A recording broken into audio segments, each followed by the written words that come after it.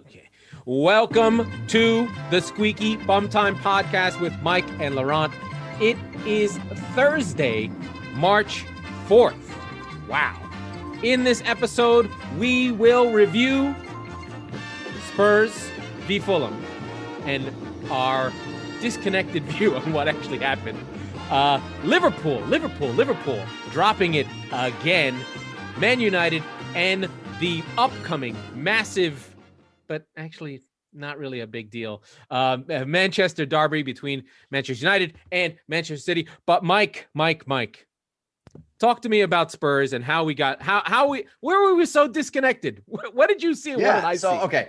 So for everybody to figure out, right? If you go back to Laurent's Twitter account, which is just @Cortines, he was just waxing poetically about how great Spurs have sort of looked towards the end of the first half. And but early on, he was like, "Oh, they're not doing anything. It's same old Mourinho. They're not doing this. No. So let me explain. First, I saw the lineup, and I thought this was a referendum lineup, right? So the lineup that we saw was the lineup that I think everyone assumed at the end of the transfer deadline would be the Spurs lineup that would finish in the top four, right? I think it's a good place to start, right? Kane, Son, Dele, and Ndombele with Hojbjerg. And Doherty, your boy Doherty, the whole thing. We did. So there was one guy missing. It should be. This is one guy missing was Reguilon, but whatever. He was rotating. He's coming off an injury. Whatever. Fine. And there was Toby enough Alderweireld and Dave there. Sanchez. Yeah. Right, but that's the idea, is that Sanchez, for better or worse, would be our number 2 center back, and Toby Alderweireld is the number 1 guy. Toby can tell him where to go. Exactly. So March 4th, right? Again, pretend Reguilon's on the team, whatever. That's the first time this season in 45 games, like beyond the Premier League. Like, we've played the most games of any team in Europe, by the way. And this is the first time that we've gotten, just forget the 4 across the front. Son, Bale, Kane, and Dele. First time, 45 games. Bale and Dele have played a lot because they've been in the doghouse. Exactly. Well, yeah, and fitness and whatever else, right? But so, yeah, it's okay. So we see the lineup come out. I'm pretty jazzed about it. Yeah, I am too, but I really thought that it was a referendum. I was like, this is the game that if they don't put in a performance with this lineup, this is bad. And I thought in my head, this is on the players. And the reason why I thought they were off the pace in the first 5-10 minutes is because they weren't, ball, right? Sure. And listen, to be clear, understand they're playing Fulham. Fulham is a relegation team currently. But they're they good. Attack. Yes. They're not, I wouldn't say they're good, but they play the game, right? They're not a West Brom. They're not a Burnley. They're not there to make up the numbers. They're not negative. It's positive football. As we've said, they're a team after our own hearts, because we've said many times, just go for the 3 points. You're going to fall into it so many times. Right. You'll probably lose 2 and win 1. Right. Even though they have tons of draws, but they're trying to win those games, but they're drawing them. Exactly. Which is the difference, right? Right. And that's why they are where they are. But nonetheless, so the first 5-10 minutes of the game, Fulham takes it to them a little bit. Spurs come out a little bit lackadaisical, and then they get into second and third gear. They were good. They were really good. Sonny, by the way, I give Sonny some shit on this show. He looked fantastic. Yeah. He looked great the other day too, against Burnley. But this is the second time in consecutive matches he put it on Kane's foot, or this time in his head, on the 6-yard box, and Kane didn't finish. So it happens, man. You guys are expecting to win games on 45% conversion. I have to find the tweet from @Cortines, because as you said this, I started complaining. Like, literally, you hit send, and Spurs went down, and it was that chance by Kane. Is this the Bale? Is this the Bale? Lose the ball, grab the ball, get it to Dele, get it to. No, it was right before that. That was awesome. That was great. But the second half, dude, once we get through this discrepancy piece, the second half was so good. Hold on, right? Spurs will go off the pace. This is okay. This is at 1:17, which means we're roughly in the 17th minute of the game. Yeah, that's about right. This is 1 o'clock start. Spurs look off the pace. Don't the attacking players know this is their shot to change the team philosophy? Shoot your shot. They're a step slow already. Come on, Spurs. So now here's the thing. At this point, Spurs had already gained access into the ascendancy a little bit, right? And they had already been moving by then. Because again, Fulham are where they are for a reason. They attack, but they're weak, right? They leave themselves exposed. So a team like Spurs, they're still going to play counterattacking football. But the thing that I've noticed, and I noticed it more on Sunday, but Burnley was so hapless that you still had a counterattacking team, but when you won the ball, the team got forward, right? Yeah. And so that's what's happening. Kane misses, and then right back, Bale, like you said, Bale has a great play in transition. He gets the ball up to Dele back to Son bangs it over to Dele. It ends up as an own goal, but it's a terrific team goal. It's exactly what Mourinho wants. But then what did I tweet after that? I tweeted after that, go fucking play this game. Don't listen to Mourinho. And what did Spurs do? They sat on the fucking ball. In the second half. Yeah, no, of course. But again, and this is where I think we learned a little bit more about the maturity of the Mourinho style today, which we should have known already. But I guess. But they gave up a goal. That was the most ridiculous hand. Oh, no. I'm not even at halftime yet, right? Like there should have been. I'm not even at halftime. There should have been 2 or 3 balls in the back of Fulham's net. Now this is Tottenham. Welcome. If you're new here, that just doesn't happen sometimes, right? Like they should have probably had 2 or 3, maybe even 4 by halftime. They don't. They go in 1-0 up. Everybody knows what's going to happen in the second half. And then they start to give up the ball and just play defensively and all that stuff. And I said it to you in our group chat or whatever. I have a fundamental question for the people who say like that type of style, right? If you're just going to hoof it up and all that stuff to the other team and have 10 behind the ball with the goalie, right? If you have possession of the ball, specifically when your goalkeeper has it, instead of just punting it 60 yards and giving it right back to the center back and on we go again, why wouldn't you hypothetically play out the back a little bit? Now I know you're already down there. Right. You're already down there and you have fucking 10 of your players just sitting there anyway, right? So you can do those little ticky-tack passes. And at the very least, I would play it out on the wing. And then just if you're going to hoof it anyway, hey, Sonny, on 3, ready? 1, 2, and then he goes and you just shoot one down to him. Because the worst case scenario that happens is you get 20-ish yards further down the field than you would have. You have one guy pressuring. Because God forbid you make a mistake. Okay. You have Eric Dyer and Dave Sanchez in the same team like 10 times in the last 2 months. This is Mourinho's philosophy, right? It is I think there's a reason he's really loved in England because he plays English football, right? It's very defensive. But it's not so much that it's always very defensive. They do score goals. He has won things. Like it's not to put it down, but it's this risk averse, almost wait for someone else to fuck up. We're not going to win or lose because we do something wrong. Yes. We're going to win or lose because you do. Yeah. But listen, the difference, right? And I mentioned it earlier is in the first half, if you lose the ball, the Bale goal is a perfect example, play by play, step by step. Yeah. Right. But no. But if your team loses the ball, Bale gets it. It's on the foot of a dangerous player. And all of a sudden, everybody comes flying up. Right. Whereas now I watched a few times where they were actually pressing in the first half. It was a counter-attacking, but it was pressing. It was a shit version of what Liverpool's done for the last 5 years. Right. So, but they only do it until they have a lead. Minutes. Yeah. No, yeah, 45 minutes, and then they shut it down. So you slowly devolve back into your shell.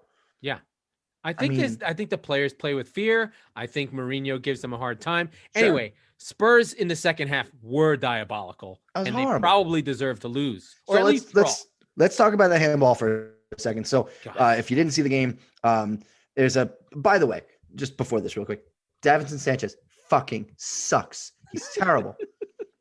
And I say this admitting that he had 3 or 4 really, really important and good tackles. Well, I mean, how bad could he be if he's a member of the defense that gave up a clean sheet that didn't have the ball? He has to be okay. No, because he it's in spite of him, not because of him, right? But he did have 3 or 4 really, really good tackles, but every other touch he had was nightmare fuel. I was like, holy shit. And this is one of them. Okay. So that's why Dyer plays, because Dyer's good on the ball. Okay, but fine. But so the still image on Twitter is him it's a loose ball. He's just trying to get rid of it, right? I understand. But he looks like Charlie Brown trying to kick the football, except the only difference was he hit it, right? His head is completely down and he rockets it basically into a Fulham player who was previously offside, is no longer. And It bounces around in the box. It goes right to another Fulham player, turns around, doesn't even think, and slots it home.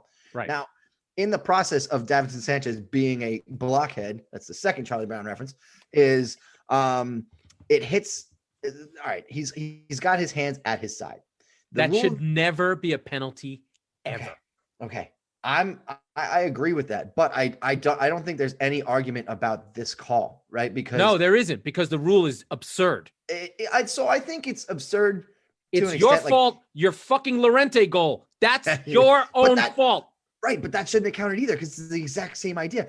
But this was a little bit more overt because it literally hit him in the knuckles. This is the fucking third time you've fucking benefited. You got the one that changed the call. You got the City one, and now you got this one. Fuck you. Would you like to talk about all the points we lost this year because of VAR? But no. It's not. That's not the point. But it hits him in the wrist, and it.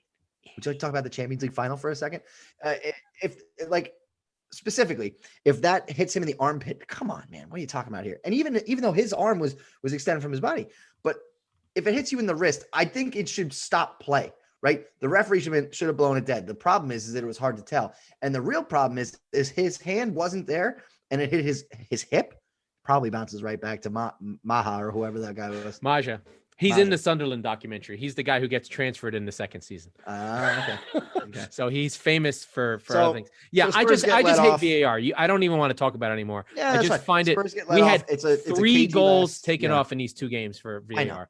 That was last 20 minutes. Spurs hang on for the 3 points. They don't deserve, but they need it because they need it because one, Everton beat West Brom, a nondescript game, but Everton are getting it done. So they are in the top 4.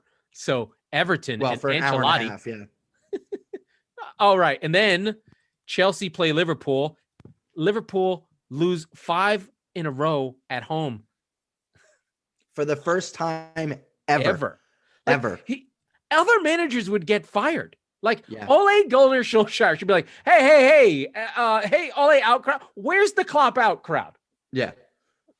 Because yeah, I know That'd who be fun. Come on, this is bad. I mean, and Ranieri's like, hey, I won the league. We weren't this bad after I won the league. I got fired. And he got fired. Right. Yeah. So hold on. I have to give full marks to Chelsea because we talked about this. They were good. They were pretty good. They were really good. Had a great goal. And they had an offside goal, which was fucking ridiculous again. But we talked about, how they're going to have a tough stretch, and they're not all the way through it, but they're coming through it really well. They're coming through it well. They took an away goal off of Madrid or Atletico, excuse me. They went 0-0 at home against United, which isn't a bad result. That's a good result for them. Yeah. Yeah. Not bad. They beat Liverpool today. Everton this weekend. They're unbeaten under Tuchel. I think they. Yeah. I mean, some draws, but they're hard to say. You know what it is? They don't give up shit. If I told you that they were the second best defense in the league, you would laugh at me, but they are. Mm-hmm. Right? City are number 1, then by Chelsea. By a while. But yes. But so I mean, look, you give the devil their due. They're sitting in 4th. With that said, Everton and West Ham are a comfortable win in a game in hand. They'll go ahead of them, but right now I had a really good conversation with a guy. We were talking about Trent Alexander-Arnold, who was completely at fault for the Mason goal. Yeah. So Mason makes the run. Am I getting his name wrong? I feel like Mason isn't. No, it's Mason Mount. It's Mount. Mason Mount. Mount. Yeah. Mount makes the run. Mount makes the run. Alexander's tracking him. He drops off to let Fabinho pick him up, but then never doubles up on him and leaves him the space to shoot when he comes inside. Trent Alexander-Arnold is the reason Liverpool give up goals. He can't defend. He's terrible. But it goes to a larger picture that is really interesting about, how Liverpool is covered. We get this very simplistic, they don't have the defenders, but it's really one of these weak link things. One piece being removed, 2 pieces being removed. Their team is a Jenga. You can survive with a few pieces out, but the whole thing is collapsing now because the defense isn't good enough, which means that Trent Alexander can't play because he doesn't have anyone protecting him. He's got to track back, which means every time they win the ball, it's 3 or 4, maybe 15 feet higher up the pitch, which means the defenses are more set. They're not in transition, which means their guys can't score. The reason why Mane, Salah, and Firmino can't score and why Liverpool, it looks like Liverpool's defense is good, but they can't score. It's because they're not getting the ball where it should. And then the transitions are happening 20 feet further down the pitch. And so Liverpool they have like an existential crisis. Yeah. And it frustrates me that it's not covered that way. I watched Sky and Jamie Carragher and they're just like, I don't know what they're going to do. I'm like, can someone just, how do I know this? Yeah. Or do they think that people are too stupid? Like, why does fucking Malcolm Gladwell explain soccer better than we get from pundits? Like, it's a weak link sport. Once one player is down, the whole thing starts to trickle down. And that's why when you get 12 good players and like City have, they're really good. Well, in our case, 24, and they never drop a point. And why the MLS is so bad and the idea of the designated player system is stupid, because really what you want is you'd rather have no designated players, but the whole team be good. Right. But we think of it in the NFL style, basketball style, where the quarterback, that's American sports have that. And that's why soccer is so fucking communist and we don't get it. We're like, why? What do you mean that awesome player only touches the ball 3 times? He should touch it all the time. Yeah. Right. And why Messi, their team is collapsing, even though he's still the best player in the world. Anyway, Liverpool are in real trouble. I would tip Chelsea. I think Tuchel's a good coach. Yeah. He'll probably keep them there. What's interesting to me is if Tottenham can squeak out, I mean, they're better than Everton and West Ham. Yeah. Well, so I was talking to my brother who's a Liverpool fan. And I think Leicester's in trouble because Brendan Rodgers is a bottler. Well, look, here's the thing. Right? Until he isn't. But I'm not worried so much about that. It's just that they're losing bodies. Right. Yeah, so, but United is safe as far as the top United is the best one of that group. But I think, even though they drew with fucking Crystal Palace, which was awful. And this is a great segue because we're going to learn this over again on Sunday with the Manchester Derby. There's one team in England. There's just one fucking team. One good team. No, one team. And the two through literally, I'll give you Aston Villa, 9, right? 2 through 9, basically the same fucking team. They are basically, and even Arsenal is not that different from them. Sure, they're even not as good. But right. Villa, I would say Villa is 2 points ahead of them with the game in hand. So I'm going to cut it at Villa, not because I dislike Arsenal. Yeah, and they're missing Grealish.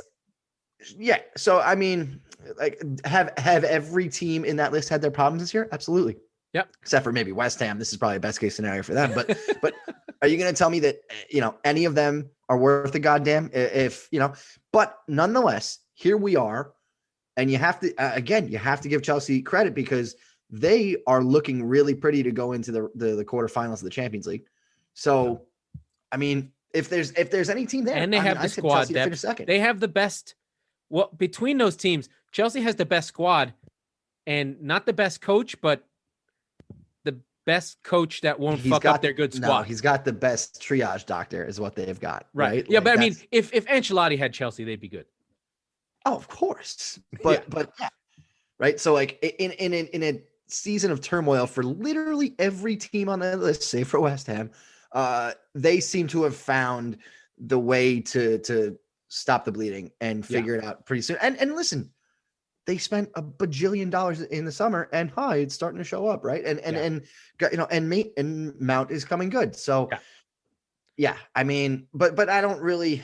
It's going to make for a fun top 4 race. And genuinely, I don't think Tottenham should give a shit about the league anymore because I think that they have the best and the easiest path to the Champions League. And the thing you have to remember about the Europa League is that the winner gets a pot 1 ticket. That's great. Fucking pot 1 ticket. That's bananas. Yeah.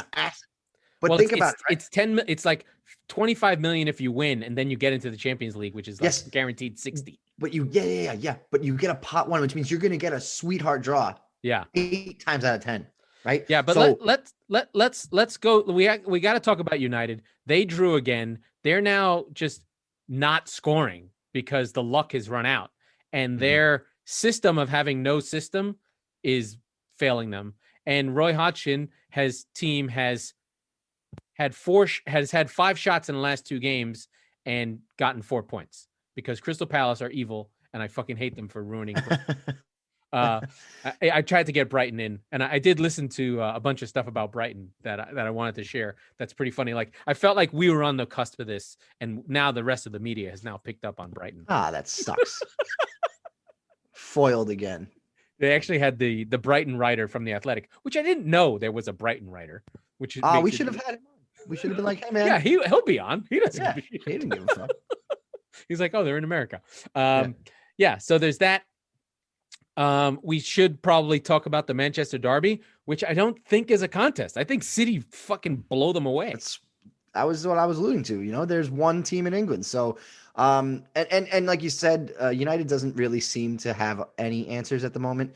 They're grasping at straws. They're switching lineups. They are defensively solid, right? Like they play, to be fair, they don't give up much. And they could hit City on the break. They could have a lucky day. They beat City twice last year. Didn't make any sense. It could happen again. But it's a big deal and it matters. And Ole, it does matter. Find results when he needs them, but they don't have a way to play. And it's just like, I think Pep figured it out too. No one's been hitting City on the break anymore. He'll sit someone on top of Fernandes when we don't have the ball and they'll just be done. They won't do anything. Yeah. But also it's 14 points with 12 to play, excuse me. 11 to play. I can't even fucking count. It's long gone. It's gone. Even if United go into the Etihad and win 5, it doesn't matter. Doesn't make a goddamn bit of difference. No, it doesn't matter. I mean, it matters in that City will be shaken a little bit.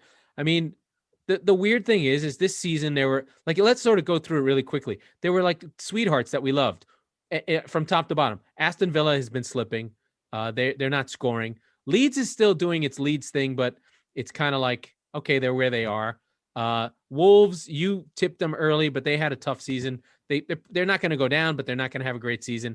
And then Southampton, the wheels completely came off. Oh my goodness. Yeah. Wow. That 9-0 really did damage to them. And then we've talked about. Oh no, the damage was already being done, but yeah. I can't stop talking about Brighton and, I'll keep talking about them. They dodge a bullet with Fulham. They need results.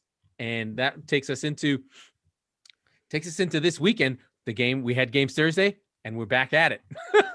Yeah. We are back at it this weekend. Big game being what? Well, the Manchester Derby, there's two. Manchester Derby and Chelsea Everton, which by the way is a top 4 6-pointer. Right? So listen, Ancelotti. This is your chance. He's going to muck the fucking shit. This is your stage. And we'll see. Oh, there's there's other good ones. West Ham Leeds. That should be good. Yeah, okay. That should be a fun one. You're right. Now, I think West Ham Monday night game. That'll be a test game. That'll be have the spotlight on them. We'll see what Leeds can do against a resolute West Ham.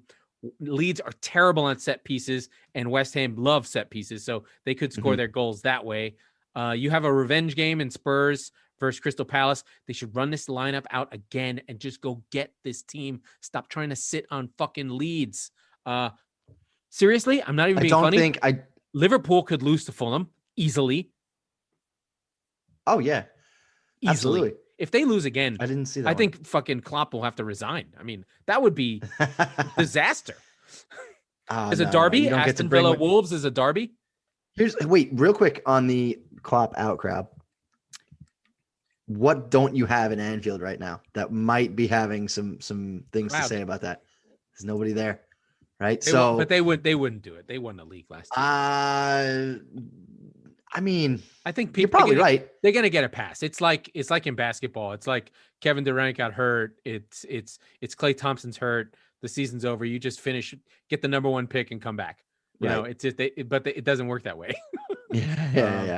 Yeah. So I mean, the season, the league's done, and that's kind of sad. We do have the one fight, Fulham trying to get out of the bottom 3, sucking in Brighton, who took 45 shots and did not win either game.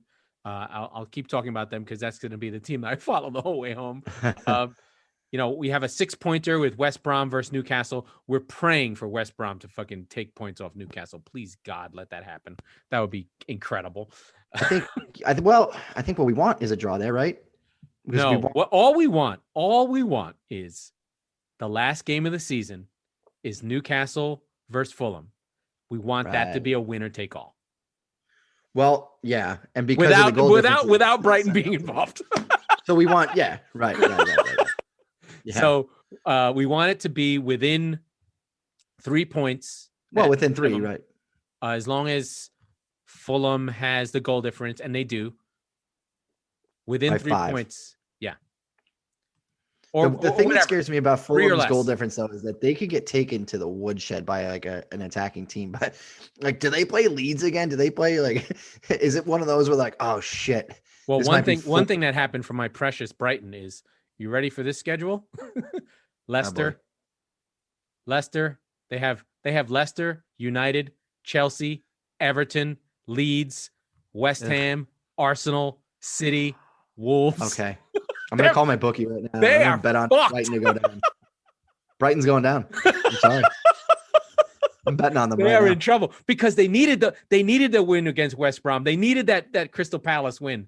You know, they needed those games. Those 6 points would have put them in safety. They were 10 points clear. Now they are in deep fucking shit. They got an easy one in Sheffield. But I mean, their hope is that they actually play well against big teams, like that they get wins against really good teams.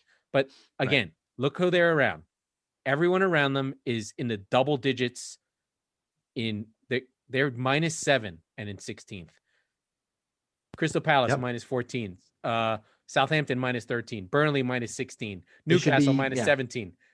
West Brom -36. Sheffield -27. They should be in the top half. No, they should be 12. They should be where Wolves are. Yeah, but still, they shouldn't be 16. No. So anyway, did you get your weekly Brighton out? I don't know. I saw there was a stat came out in my podcast. They said no team wearing stripes has won the Premier League in 37 years, or more than that.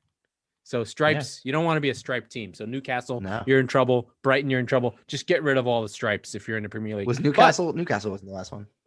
I don't know who won the last team that won on stripes. 37 years would be. No, it's more than that. It's more than that. I got the wrong number. Ah, okay. Because there's only been 6 teams that have won. So, and then City play on Monday. I'm not worried about that game at all. Southampton. No, that's a not. Southampton might get lit up. Yeah, they will. Yeah, it's gonna be interesting though. Yeah, I mean, we're gonna know a lot more this time. No, it's not Wednesday. I'm sorry, it's not Monday. It's Wednesday. What? It is City game. Oh, that's in a weird. It's a weird makeup game or something or whatever. Why does City have to play constantly? Like, stop playing. Well, they had a couple of COVID changes early on, right? No, they had one. Everton. Oh, all right. I don't fucking know. Oh, baby. Oh, anyway, no, you know why? Because they've been in so many goddamn competitions that they've had. Yeah, they're still in the FA Cup. There's a bunch of. You fucking win everything. That's why. Hey, man, it's not my fault. We have to find.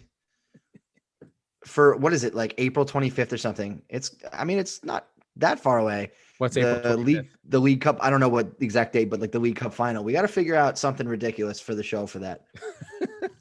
Maybe like we'll do a live stream from the bar. Yes. Wherever you are, because things might be open. I mean, they're open in Florida. Yeah, Florida's, but we'll see. Are you still wearing a mask, or are you mask free? Oh, I'm quite free. Hey, but I also don't go anywhere, right? I go to the grocery store and the bar down the street, and I come back home, right? Yeah, the best part about living in Florida is that like it's so inexpensive that you could go places that don't suck. So I used to go a bunch of awesome places and go see sports games and whatever, and that hasn't happened in a while. So now I'm just been saving money and going to the bar down the street and whatever. So yeah, I don't go anywhere. So I don't really wear a mask that often, to be quite honest. I'm not against it. I don't like it, but like, I don't know. My thinking on it is very simply like, whatever you're always whatever the spectrum you're on, all more power to you. Right. Yeah. No, like you're always going to be allowed to wear one. Don't get mad at me if I wear a mask. That's all I'm saying. No, never, ever. Yeah. Like you're always going to be allowed to wear one. Yeah. Forever. Good. But like, hopefully very soon for the rest of the world, like I can just go there and just be like, hey man, I'm walking outside. I'm driving in my car by myself. Like those people, I'm like, come on, man. Yeah. I don't know what those people. What the fuck are you doing with your life? We're off the rails. We're on a COVID lunatics asylum. We're done. This was the Squeaky Bum Time Podcast with Mike and Laurent. We do this on Mondays and Wednesdays so far throughout the Premier League season. We'll continue. Please like, share, subscribe, get involved. Tell your mother, tell your friends. When you go play bingo, tell people then as well. I'm trying to find the pause button, and that is that.